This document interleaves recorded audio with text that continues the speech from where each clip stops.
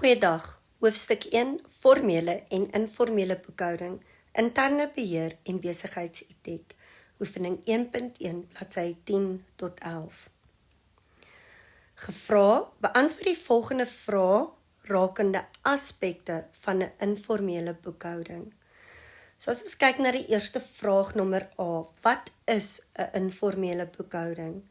Informele boekhouding is 'n benadering waarin klein besighede of individu nie die tradisionele rekeningkundige stelsels gebruik nie, maar eerder eenvoudige metodes om hul finansies te bestuur.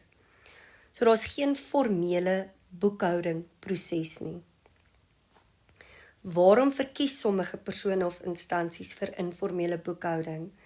Dit is dikwels bekostigbaar, eenvoudig en pas by die behoeftes van klein ondernemings wat nie hul hulpbronne vir meer ingewikkelde stelsels nie. Wat is 'n kasboek? 'n Kasboek is 'n eenvoudige rekord van al die kontanttransaksies wat 'n besigheid plaasvind. Dit sluit alle ontvangstes en betalings in en toon die balans van beskikbare kontant. Nommer D. Hoe word informele boekhouding in Suid-Afrika gebruik? In Suid-Afrika, veral in informele ekonomiese sektore soos straatverkope, word informele boekhouding algemeen gebruik om hulle finansies te bestuur. Nommer E. Hoe lyk 'n inkomstestaat in 'n informele boekhouding? 'n ander woord vir 'n inkomstestaat is staat van omvattende inkomste. Dit is 'n eenvoudige verslag wat die inkomstes en uitgawes van 'n besigheid vir 'n spesifieke tydperk opsom sonder ingewikkelde berekeninge. Nommer F. Hoe kan informele boekhouding help om 'n besigheidsbesluite te neem?